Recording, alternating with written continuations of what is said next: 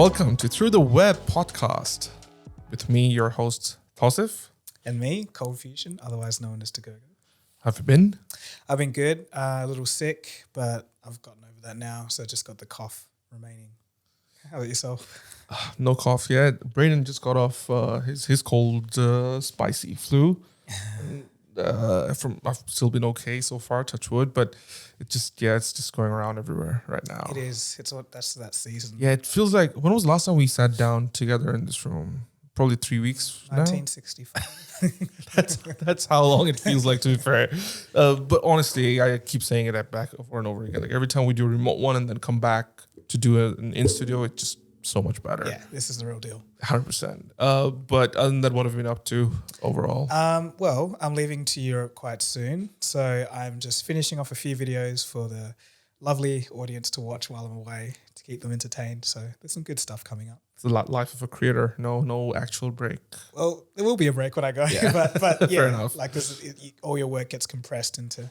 Do you ever feel scared, like, that if you don't upload, you'll just kind of disappear into the abyss? Yeah, because that kind of happened. So back in, this would have been like 2013, like I went to America and Canada for about a month and a bit, and just didn't upload anything.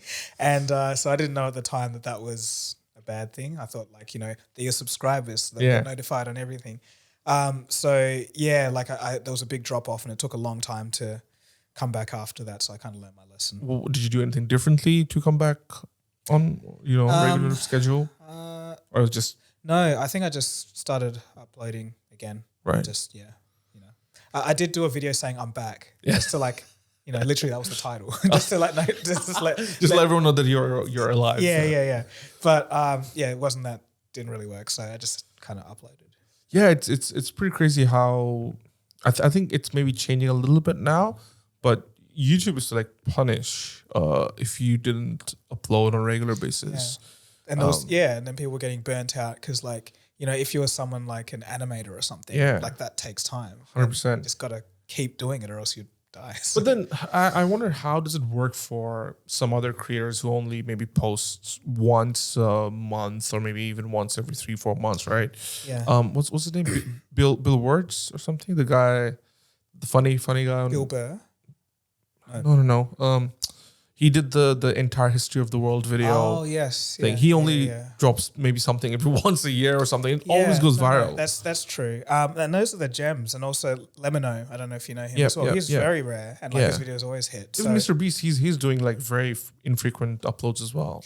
Yeah, so that's maybe something to look at. I'm not sure how that works. Yeah, maybe I think you need to have a certain threshold of followers or subscribers in this case for you to gain something. But but the thing is, if you subscribe to a channel and you stop watching their videos, I'm sure you've noticed as well, they don't appear anymore on your feed. So I don't think that's the main thing.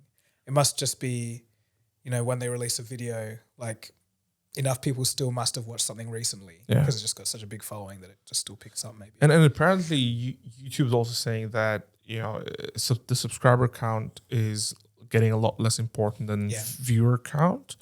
So the whole subscriber count is basically a vanity metric. Just say, you've got X amount of subscribers. But then for a channel that's been around for 10 plus years, I mean, it's so many people who would have subscribed ages ago. And I don't know how many channels I'm subscribed to either. There was a channel recently, which I kind of leaned to you, who said, good stuff. He texted me on Twitter, right? And he had 10 million, I think, or something like that. Was this? That guy who just messaged me on Twitter, I can't say the name. Oh yeah, of course, yes. And when you go on his videos, there's less than 100,000. Yes. So it can happen, and it's interesting when it does. But I think it's very true. Subscriber count is only a vanity thing. So there's this channel, Rick Beato. The musician. So he just got over 3 million, and he's the only reason I was pushing people to subscribe is because it gets me more it makes me more legitimate, so I can get interviews with people like Sting or whoever. That kind of thing. So I believe it's a bit of an advertising. This channel is credibility. Yeah. But then again, with all that kind of stuff, it's there's so much so many bubbles, right? So many people with 10, 15 million subscribers, and you don't even know who they are, right? Yeah, that's true. And I think people are still beginning to realize that, because previously there would be like, oh, you know, like you've got 1 million subscribers, oh, you're a huge deal kind of thing, which you are, but within a certain niche. And I think the top 1% of, you know, like creators also have somewhat of a mainstream kind of relevance, if that makes sense. I think the people that manage to break out, you know, by going and doing their own thing, or whether it's like going a little backwards into TV and appearing there or whatever, just the fact that it's not just YouTube, I think that kind of sets them apart. That's right. That's Yeah, but like I said, with the Rick Beato guy, like he also interviews lots of established musicians, right? But there are others like him who don't, and who kind of just live in that little YouTube. I'm not little to say, you know, in a negative way, but in their own kind of circle. Whereas there are others who kind of break out. So quite interesting stuff. Yes. So what have you been watching this week, if anything at all? Look, I didn't think about that before we started. But let's Stranger Things, obviously. Well, yeah, Stranger Things. I did finish it off, but you know, just in case anyone. How'd you manage? Because you only finished it last night. Yes. So how'd you manage to stay off of any spoilers? That's a good question. I guess just didn't see anything. That's incredible. Yeah. Wow. So I don't know. Maybe I just followed too much tech stuff, and it's like, you know, just didn't come into the fray. I don't know. Fair enough. Yeah. So are you want to kind of go back and like watch, I don't know, like breakdowns and Easter egg videos on stuff? Yeah, I am. Haven't had a chance to do that yet. Right. But for things that I really enjoy, that's... Because I usually do that, and I think that's why I keep getting recommendations, and that's why I end up getting spoilers ahead of time. Right, yeah, so that's why that I makes sense. go like really crazy before something like that I'm really keen to watch comes out. So the fact that you've waited, what, 2 weeks now? Yeah, since the... But it was worth it, man. Like, it was definitely... Because I wanted to be ready, you know, I could just sit down and, you know, just really take it in, so it was worth it. Yeah, no, it's what a show though. Yeah, I think it's, I was just telling you beforehand, it's like a testament to story writing. This is how you make something that is just epic. You know, it can be 2.5 hours and it doesn't feel like that at all. Yeah. You know, the beats are just right. It doesn't drag. It's like, you know, the way they've crafted this story and interwoven all the parts, it's not easy. You had like it's not. 5 different stories going on, but it all worked. So, what were the brothers called? What's the name? Duffer Brothers. Duffer Brothers. Yeah, good job on them. Like, yeah, and also how good was the choices of the music in this season? Incredible. Yeah. You've picked that up as a musician, isn't it? Of course. When I can't say the part. Next 30 seconds. Next 30 seconds. No, I think we should skip it all together. Yeah, no. like there's a certain song that comes on with a certain person playing a guitar. That was just great. Like that moment was epic. That was it was very good. But overall, I thought, like I said, the storytelling was incredible. And one thing I've noticed is sometimes people get more disappointed on the finale than the penultimate episode, because I think. Sorry, I don't know. This thing's annoying me. Okay, yeah, yeah, no, it's all good. I was just saying that sometimes people get a little bit more disappointed on the finale over the penultimate episode. I think that's because, I don't know, like maybe the build up before the finale, it's just so like, you know, heightened. Everything's on a cliffhanger, but then the finale is the resolution, or mostly the resolution of those things. So that's why some people just get a little bit deflated when a show or season ends.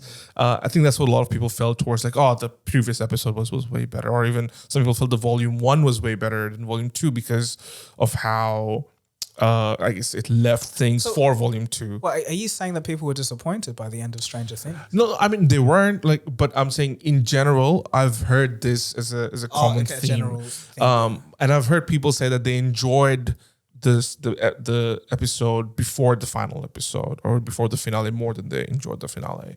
So I thought it was an interesting, I guess, outlook. But what else did you watch?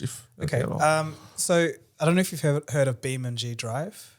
I haven't, no. So it's like not a racing simulator. It's literally just, it's really cool. So it's like a simulator of like just car mechanics and crash physics and everything to do with a car. So like basically people make up crazy scenarios. And so for example, there was this guy that was like, what would it be like to have a 1 ton flywheel in a car? So like, you know, this is a video game, not real, but you know, so like, so what happens is like he's revving forever and it's just like, and he dumps the clutch and the car's just like, it just takes off in 1 gear, just like forever. And you know, like driving a car with square wheels or like, you know, just like crazy stuff. Right. But yeah, the thing about this simulator is it was just been in like development for like a decade. And, you know, it's not even at version 1 yet. It's like still in beta. I think it might be 1.0 something. But the crash physics are the best I've ever seen in any game. Wow. Because like everything is like rigid body modeled. So it's like, you know, to the T, like what would happen in a real physics, you know. So people have done crash tests in real life and done the same scenario, video footage of one versus the other, and they look the same. Wow. It's like, so when I'm watching this, I'm just thinking, why can't all racing games be this in depth? But then I think about like maybe, you know, say Mercedes or Ferrari or whatever, they don't want to have their cars damaged in a video game. So that's why all the damage is so like petty nowadays. You know, you can reckon? Like, what do you call it? Even Forza, there's no damage, or like Gran Turismo 7, like if you crash at 300 miles an hour, it's just like a scratch. Like true, so true. there's not actual damage, because this one is like, you know, plastic deformation, like tires pop, like you know, clutch can burn out, engine can overheat. It's like everything is really Real. yeah. So yeah, it's just a bit disappointing because you see this thing and it's just like the best. It's like so fun, you know. You can.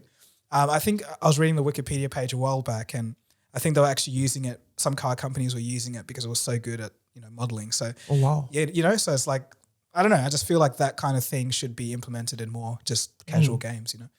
But yeah, that's kind of what I watched. That was a long tangent. But Interesting. How about yourself? A couple things. One thing I watched was Sunny V2. Okay. The guy, he just, I think last night uploaded a video about, you know, the primitive buildings, like, you know, how there are YouTube channels who just keep making primitive stuff. Yeah. So he did like an uncover or like a expose kind of video where he just showed how literally 99% of them are fake. So really surprised me. Yeah, but I think the first one who kind of started this genre was this Australian guy, and he reached out to him. But his one seemed the most legit, and because he did a lot of tried and tested methods, it takes a long time to do the things that he did. But then a lot of the other ones where they seemed to be done by like 2 or 3 people, it's actually done by like 10, 12, 14 people with a full-on kind of, you know, production and machinery and everything. And and it was just quite interesting to see how, and these are like racking up hundreds and hundreds of millions of views, right? And his point was that these YouTube creators, they don't say that they like, he would have been okay if it was for entertainment, but they literally say that, oh, we're just 2 people. It took us months and months to make this kind of thing. Whereas in reality, it's not just 2 people and months and months. It's probably 15 people in a week to make all that kind of stuff. Where's the law on that? Because you're not really selling anything. So yeah, but the thing is, I think it comes down. I'm saying it's wrong. I'm not saying it's right. No. Just, you know. I mean, you're right. And how do you even go around something like that, right? And it's just one example. There could be so many more examples that are... It's like reality TV. You know, sometimes they say this happened this way, but really, you know, everyone knows it's all... yeah, but I think with something like this where people do expect a little bit of transparency, I mean, that's why YouTube exists, right? Because you don't want the polished stuff that you see on TV. You want something that's a bit more relatable. Although YouTube's going towards that now. A little bit. So yeah, I don't know, but it just to me feels like, you know, it's almost like you're getting hundreds of millions of views just built on lies, right? And I think that's where it kind of feels a little bit off. Yeah, of course. Like if you know, there's probably 3 levels. So there's like, oh, this is just entertainment. That's level 1. Then level 2 is kind of like they don't say anything. Yeah. And then level 3 is actually lying and saying we built this ourselves. Exactly. And I think 1 and 2 is still okay. Like it falls. Like 2 is definitely something that a lot of marketers do. 1 is definitely okay, where, you know, they're just completely transparent. But 3 is where they're outlined, saying, oh, this is something that it isn't.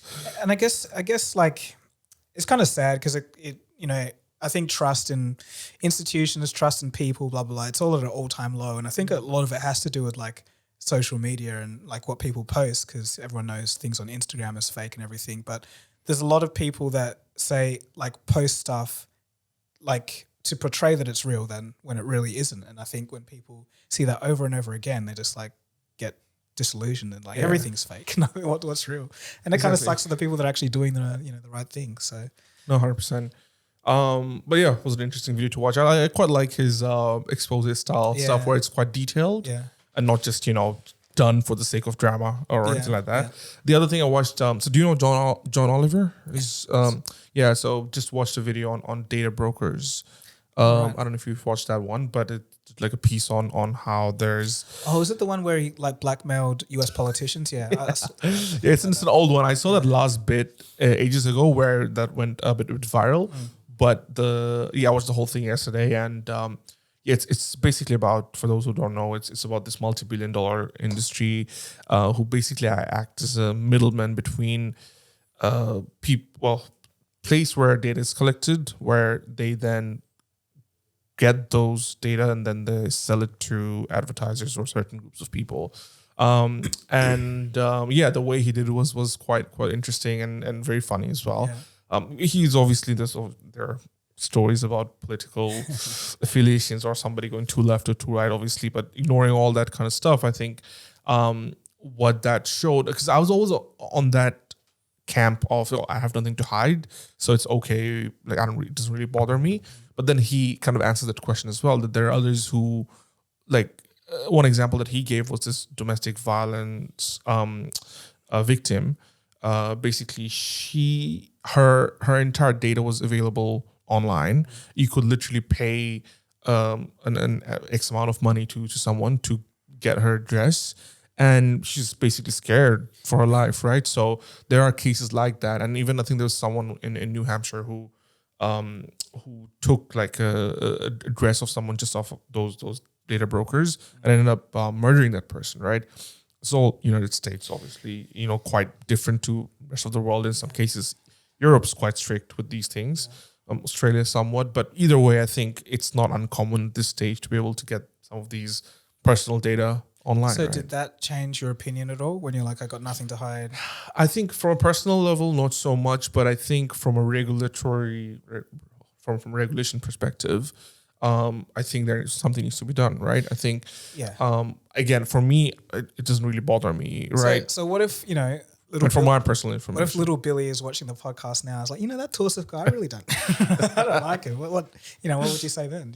Yeah, I mean, it just depends to what extent, right? I think if your personal information, where you're living or who, like your phone number or your everything else is available online, I think that's a risk for anyone. That's something I'm completely against, right? But for the purposes of the way, I guess, the whole idea of cookies was built on the internet, like just to serve you ads that cater to you personally. Like I've found a lot of use out of that.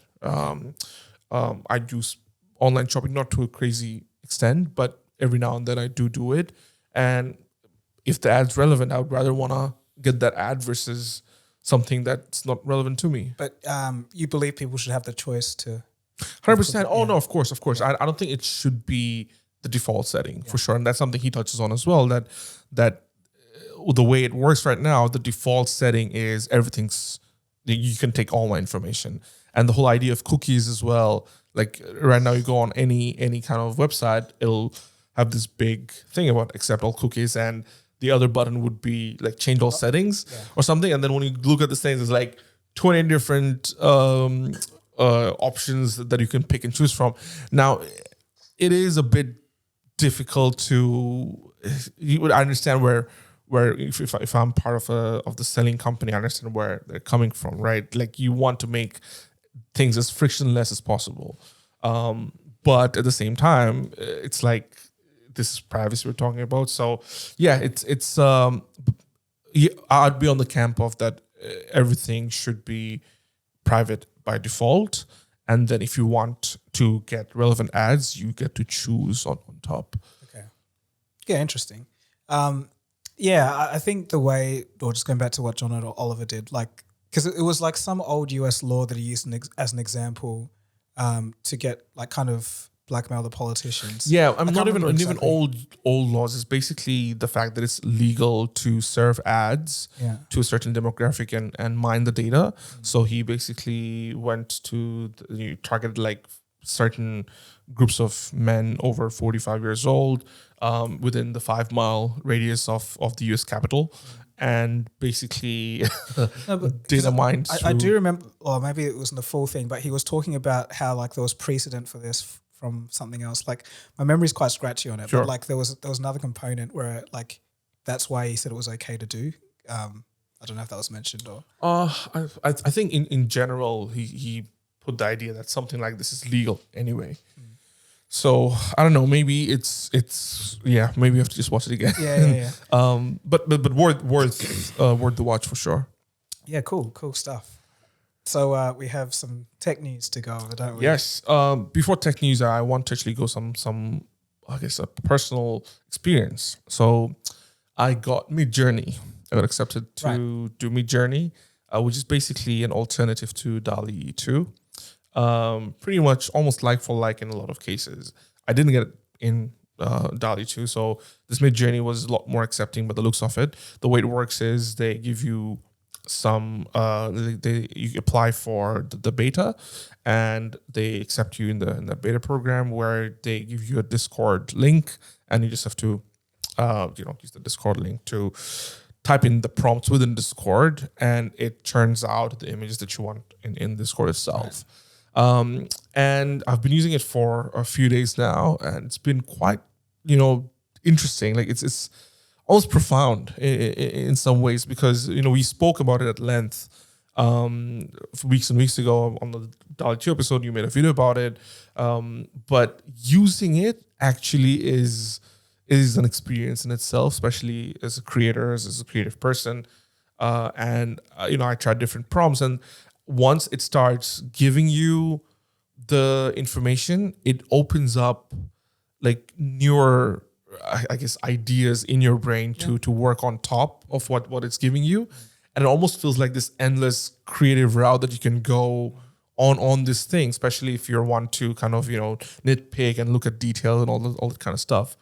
And I know lots of people are scared that AI is going to take your jobs and all that kind of stuff, which it will in some cases. But for something like this, I think this is how AI is supposed to work in a lot of ways, where it's supposed to aid you to open up newer ideas, which you can apply to newer things, right? So me and my friend, I'll say him, Liam. So he's a computer scientist, well, like he was studying in uni, and would have these discussions back in uni. This was like, well, actually just when we graduated, like maybe 2014, 2015, we'd always talk about AI because that was kind of what he was specializing in. And, we came to the conclusion that when AI first comes around, it will be like an assistant to everyone. So essentially it'll be like this turbocharging of whatever you can, whether it's the creative field or, whether it's, something to do with medicine or whatever. Like it can just do a lot of work for you in just this like assistant capacity essentially. But then from there, it's kind of going to grow and take on like more and more things. But it sounds to me that what you're describing is kind of like that ultimate assistant in your creative pursuit of whatever you want to do. So like it's not completely the AI doing it because you're, telling it prompts and directing it. And it's not completely you doing it because the AI is helping you, but you're kind of working together. And it's more than the sum of its parts, because like the ideas that you get from it, you could have never got yourself. And it wouldn't have made anything without a prompt. So exactly. Yeah, it's interesting. And also I think the level of depth and complexity and details it can potentially get to, right? There are so many things that would have taken 10 times as longer for a human to do with some of these prompts.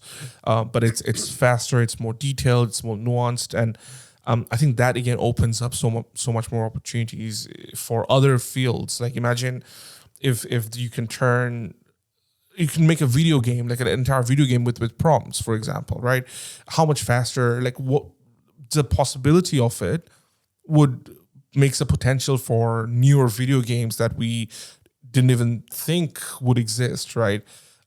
So I think when you think like that, for me, it makes it more exciting in a lot of ways. And like going back, I know that when the first cameras came out or things of that sort, where people were really angry, like painters were angry on cameras because they thought it was going to replace the idea of painting, but people still paint today, right?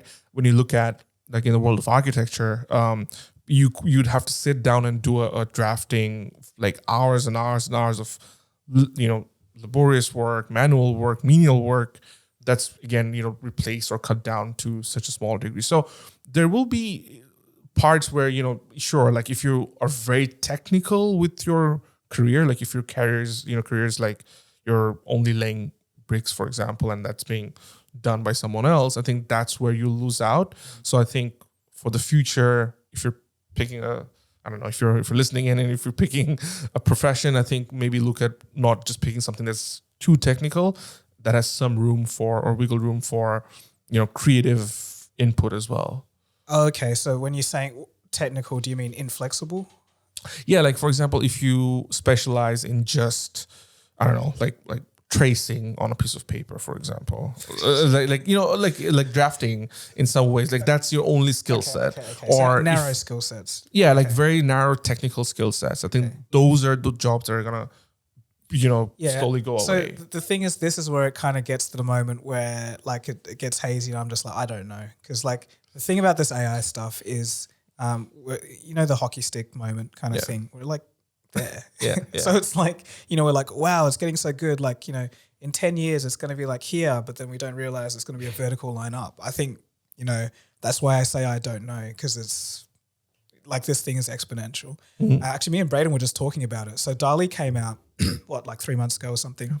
And then Google Imagen came out like last month. And then there's another one. I think it's called Google, what's the name? Why did I keep forgetting it? Google Party, but spelled Parti, I'm pretty sure. Stands for something.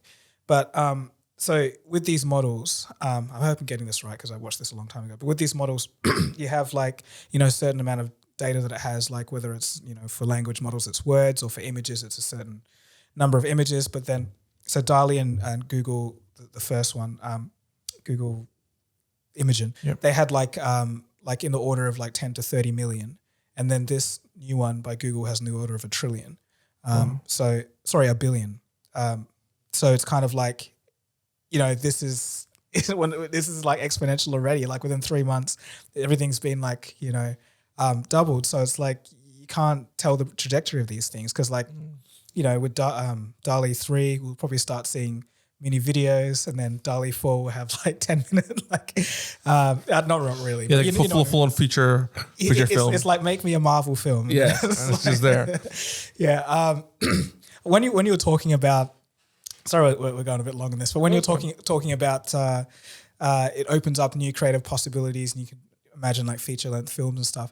It kind of reminds me, kind of not reminds me, but like makes me think, like, what if this AI had access to like, real world physics and in terms of like making a virtual world and space in terms of a video game. So like it knew what the physical world would be, how it would react, whether that's gravity or light or whatever. So you could say, do this, and then it kind of understands how everything. So it's like make a world where gravity is upside down or whatever, and this and that. And it can just kind of make that because it's got like all that stuff in its data set. I think that would be kind of interesting and actually probably possible today. So we're getting there. If you're not there already, I think, like you said, we're just at that moment where things are just about to take off. Actually, that now reminds me. Zuckerberg, he gave a presentation for the metaverse where they used AI to help designers. So it's like put a table over there with some mugs, and then you could make it. So I guess we are there. Yeah, pretty much.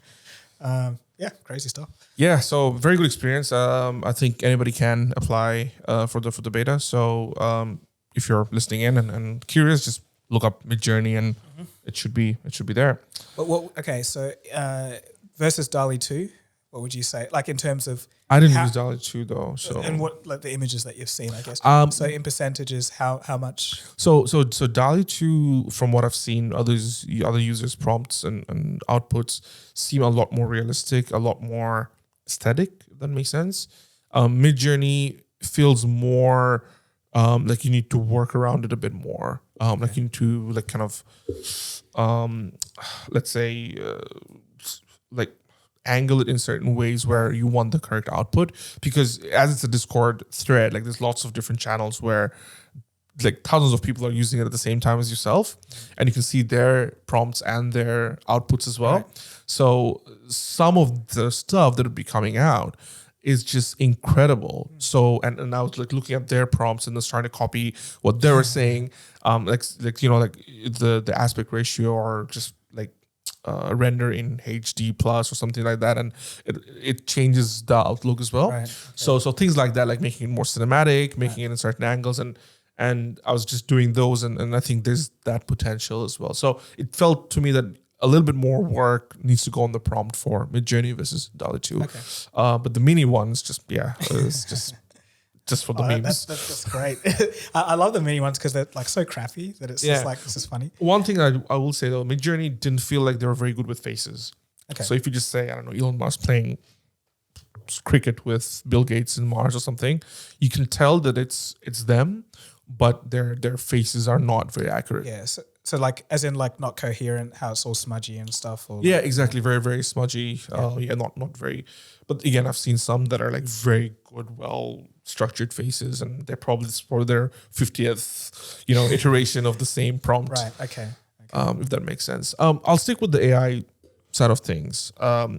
There's this one other story which probably will be a little bit irrelevant for you because you don't follow soccer or sport.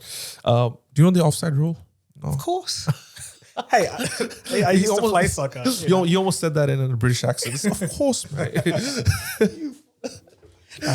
So the thing is, obviously, before the prevalence of technology, the offside rule is one of the greatest things in the sport because it'll lead to pub arguments afterwards in a game, right?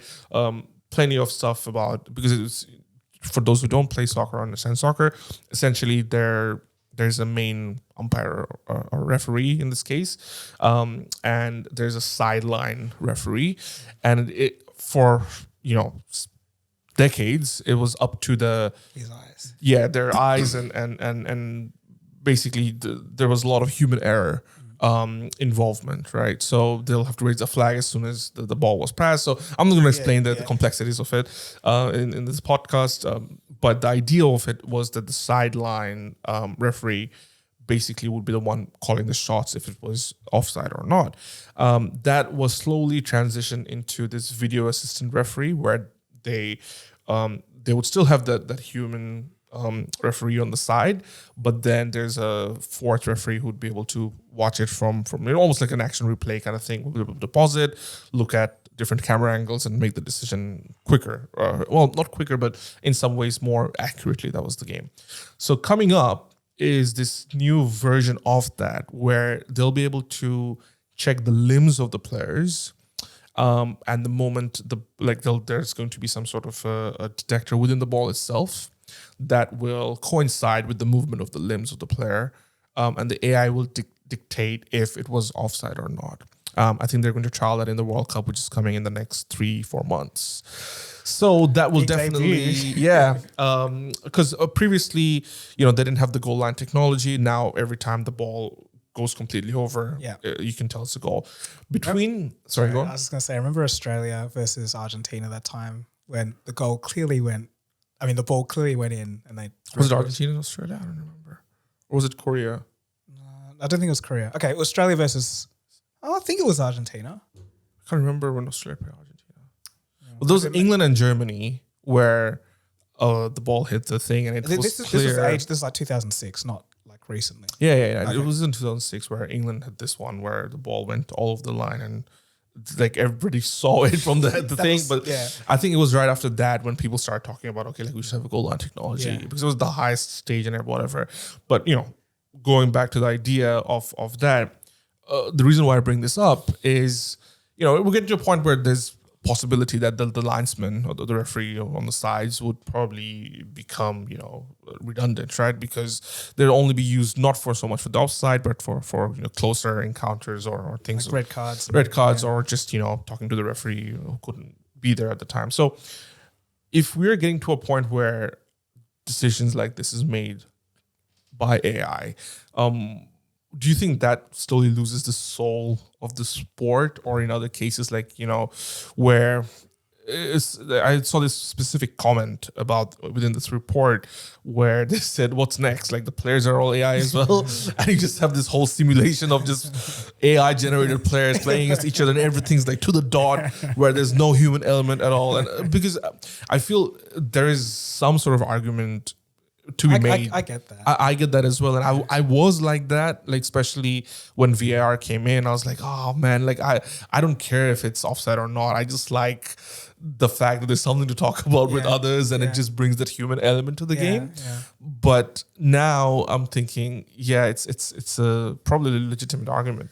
Yeah. In terms of losing the soul, I can see both sides. Like some people, like, we want the game to be as fair as possible. We don't want any referees like siding or like making mistakes or human error, whether it's that or corruption or whatever. I can understand that. And then the other side where it's like, it's a human sport where like things can happen that are unpredictable and whatever. And some of that excitement comes from, bad calls from referees and all of this. So as for which side that I lean towards, I kind of do like the referees kind of making mistakes and everything. It's kind of gives another element of like, are you blind? Is the ref blind? That's what I always used to say. But yeah, so like... But it doesn't just have to be from the context of soccer or football in this case, right? Okay. So imagine like any other sport, or like even in the idea of music, where a lot of people were totally against, electronic music being introduced in the world, or that fact, right? So I don't know, how does that make you feel in terms of technology taking over? Because a lot of people really look down upon, say, just using your fingers to press a few buttons and make music, right? But so much has been done with that aspect of things. So I guess, from that point, like pressing your buttons and making pressing some buttons and making music, I think that comes from a lack of understanding of what the buttons done. Do. Even if they are buttons, but like, because it's you're still playing instruments, but just in a different way, essentially. But in terms of AI, like say getting into music or something, like it depends on the degree. Like if it's going to make the whole song, then it'll be cool to listen to. Yeah. But it's like, there's no human element in there. It's essentially an amalgamation of all the data that it's got from humans to make something new, but no one human, like it didn't come out through the channel of any human. So it's a bit of a weird thing. I don't think I'm 100% on board for that to be like mass produced. So like say Google creates this company that creates #1 hits every day. Like it's, that's who wants to live in a world like that. It's like engineered to be like the perfect earworm where everyone just loves it. Like that's not, so that's one aspect. But yeah, in terms of AI taking over, I think there is something that's unsettling about it in terms of, it's kind of like, well, we're humans. We've been doing this for thousands of years. This has come from like this culture, or like, this experience has made this person come up with this idea, or like whatever. And then just to have an AI come and, do something better than all of us ever could. It's kind of... when I like reading up on times when newer technology were introduced for us, which we take for granted or just something we've lived, like headphones or something. But then I look up the period when headphones were first introduced, right? People were like hating on it. People thought that the world was that people were going to die on the streets with their headphones on. Like that's literally what they thought. Like if you look at the media outcry, the local outcry. You should see this one about electricity in like 1900 something. Like there's like people getting zapped in the street. It's like say no to AC power. Exactly. That's what I mean, right? And in fact, there's one interesting story again, going back to the music example. People used to think, the idea of music being stored digitally or for people to play it again came in quite later, obviously. Like the fact that you can store music via data into a disc or vinyl and then replay it, right? Prior to that, all music was basically, the fact that you say, oh, let's listen to some music would mean that somebody would get up on stage or you have an instrument or something, and then you play together or something like that, right? There was no alternative to a concert, or if you wanted to see some organized performance, it would be via stage. So when the alternative came where you could store music, there was like lots of outcry against that. So much so that they started calling it dead music, like the music has died. And that's where the term live music has come from. So the alternative to that is actually live music. That's cool. So that's why you call it live music now, because that music is alive. Didn't know that. Wow. Yeah. But that whole point in time, like people who were like performers, people who would be like on stage and things like that, they were like against anything that was opposite to quote unquote live music, right? Well, think about it though. It's very understandable for them because that's their livelihood. Exactly. So this was a big threat. Like people have to go to see them. Like now they can just listen to it whenever they wanted to, right? And the whole idea of it, and some parts of it is actually on Stranger Things as well. And the latest, I guess the hysteria of how there's some certain stories and how people react to certain stories without really knowing the truth. That hysteria, I think, is present today as well. So when I look at that, okay, news about AI has come out where it might really quote unquote improve or build on certain creative or I guess sport and the whole idea is it's going to take away the soul from it, is the same argument that was made even before we had digital music, right? So that's the angle that where my brain goes to every time I hear something negative about something new that comes out on. Maybe we're just too early in the process to understand what it's going to do. Yeah. But then this other part of me thinks, but we've never really had something like AI before. Yeah, and that's I'm kind of more on the second part. Like I understand like that it's the natural instinct for everyone to be scared, and a lot of that might be overhyped. Like people are always scared of new things, but AI it's just another thing. I mean, it's another thing entirely. We've never had a recreation of cognition before. Yeah, that's basically it. That's exponential. That's the two things that. Yeah. So back to the soccer thing. I think it loses a bit of soul, but I can see both sides of the argument essentially. Cool. Well, there's a bit of a route around there, but I thought it was an interesting discussion. But guess who's how you made the I'm back video. Guess who's back on our podcast? Like the topic we haven't spoken about in a while. Oh yeah, Musky boy. Are we calling him that now? Yeah, Musky boy. He's back on the conversation as of this Friday because apparently he no longer wants the Twitter deal. Yeah. Was it because of the bot thing, and then now Twitter's suing him? Yeah. So I'll just read off. From here. So Elon Musk is officially trying to pull out of his $44 billion agreement to purchase Twitter. In a filing Friday afternoon, Musk's team claims that he's terminating the deal because Twitter was in material breach of their agreement and had made false and misleading statements during the negotiations. And apparently he's been trying to get information about how many daily active users Twitter has, and also the fact that Twitter has a problem with bots. In fact, only yesterday, apparently, it removed 1 million spam accounts a day. A day. In the filing, Mr. Musk also repeatedly been refused information about the number of bot accounts, which is why he wished to terminate the deal. Elon Musk, though, has already put pen to paper on the deal, and it's not totally clear whether he can back out at this stage, which means that he'll have to prove that Twitter breached their agreement. Otherwise, he's got some lawsuits in his hands. Right. Well, good luck to him. This is it's just been one hell of a roller coaster with this guy, I think. Why do you think he's to me, it sounds like the fact that Twitter is withholding information from him would just seem a bit like he can obviously buy and decide to just look at things, right? But to me, it just feels like there's something else probably been going around. But from your perspective, why do you think he's pulling out now? There could be a number of reasons. I think maybe it's market conditions have changed. Like it's firing a lot of people from Tesla. I think so too. His, obviously his bottom line's really going to the bottom. So, I think maybe that might, 44 billion. Billion. Yeah. Just for a second, I was like, what? Yeah. $44 billion isn't money to just throw around in a time like this. So maybe that's his main driver, but I I'm not in his head, so I don't know. Yeah, same. I mean, we're purely speculating here, but I think that's the case as well. Since the Twitter announcement, Tesla stock's been nosediving. I think just the fact that he's going to get involved with yet another big behemoth of a company means that, you know, I think there's some fear or some, I guess, not confusion more so, but I guess mostly the fact that they think he might not be able to take up on more stuff, especially he's, you know, dealing with SpaceX and Tesla, and those are, you know, like their stock's been falling rapidly, and the market's bad.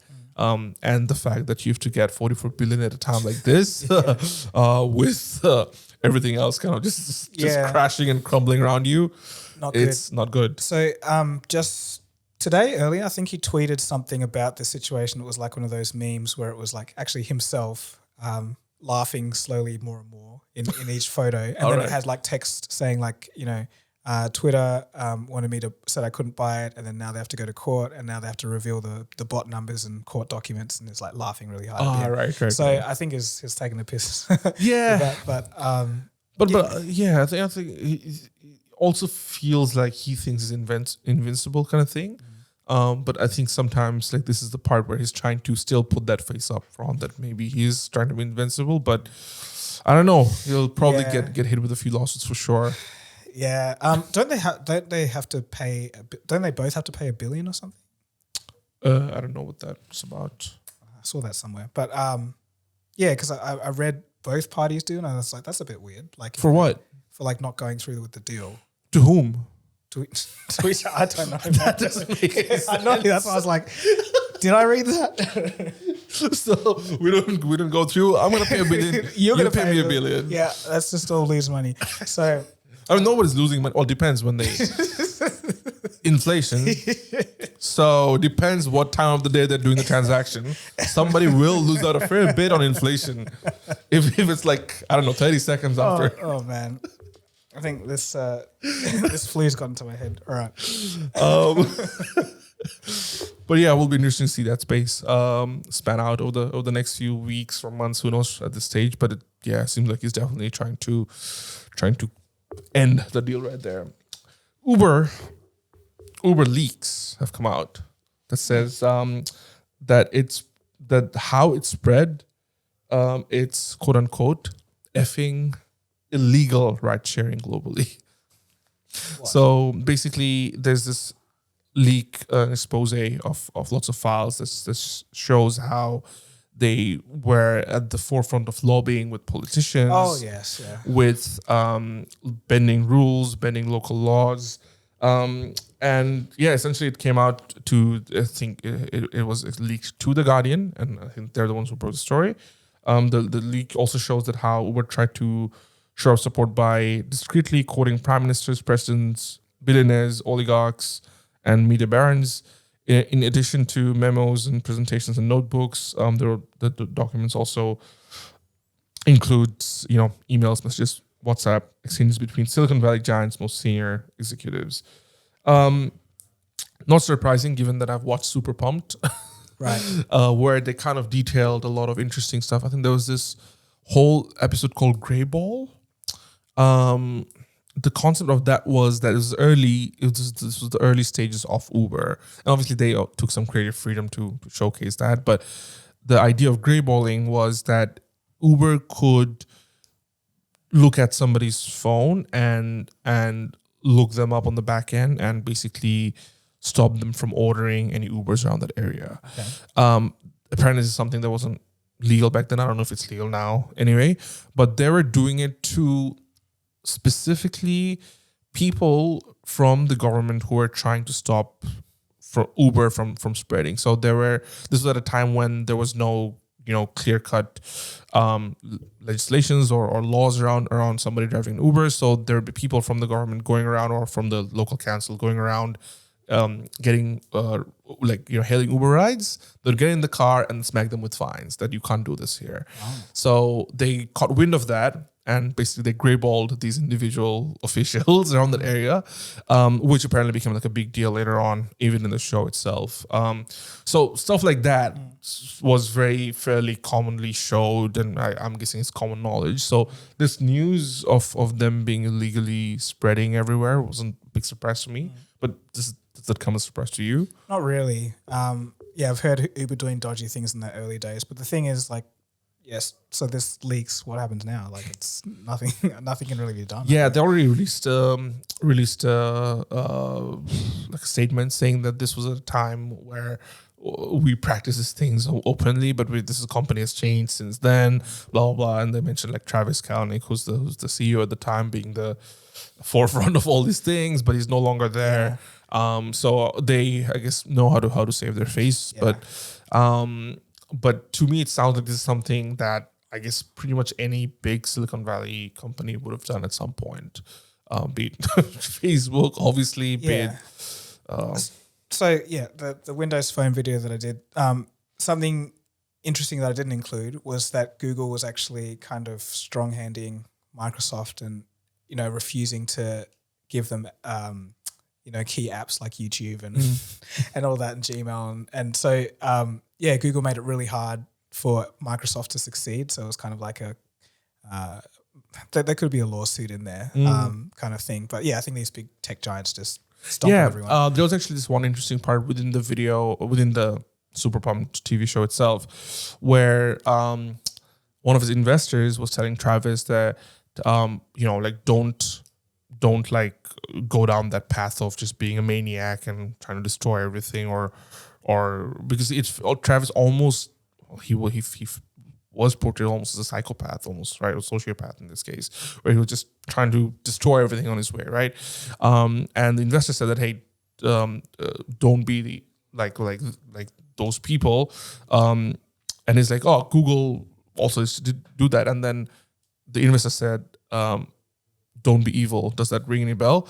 But then again, he replied, remember, what was that search engine that was there before Google? Labyrinth or something? Excite, Dogpile, Ask Jeeves. No, it was the company that Google kind of took over.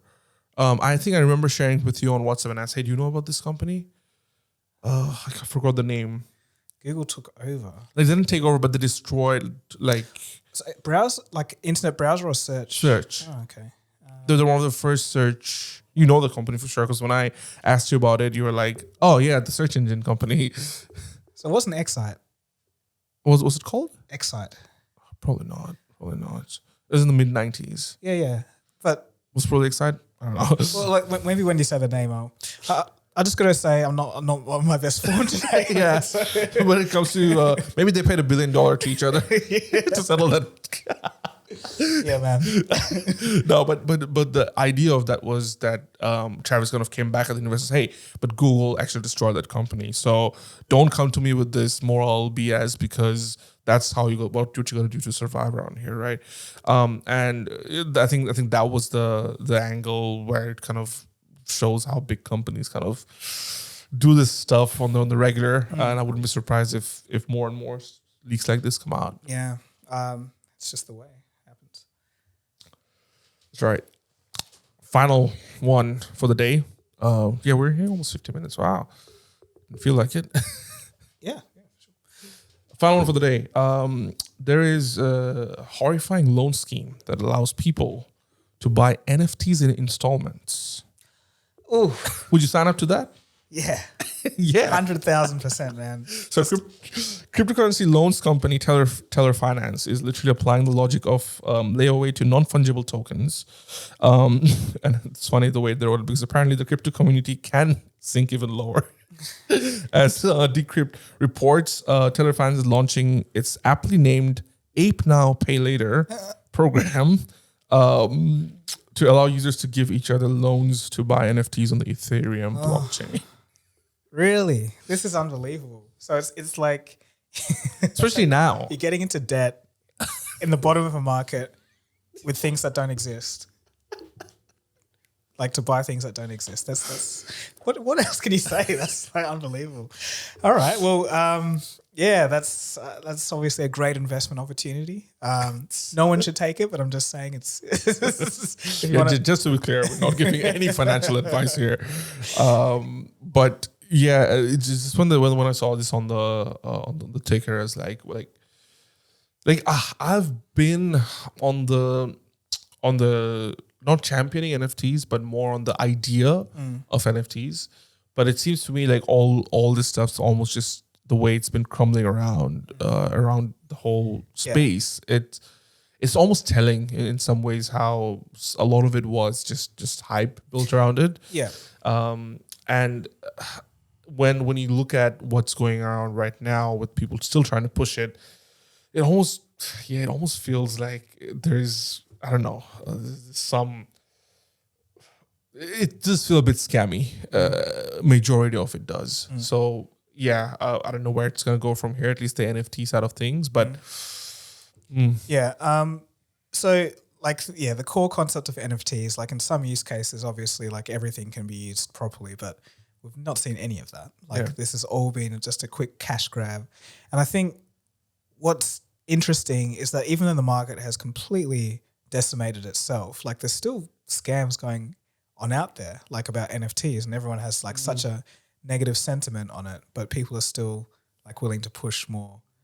Yeah, actually, I was watching a video on I don't know if it was Vice, but you know the Bored Ape Club, like they had their first meetup in New York. Yeah, and I think I saw it too. Yeah, and just how like ridiculous everything was.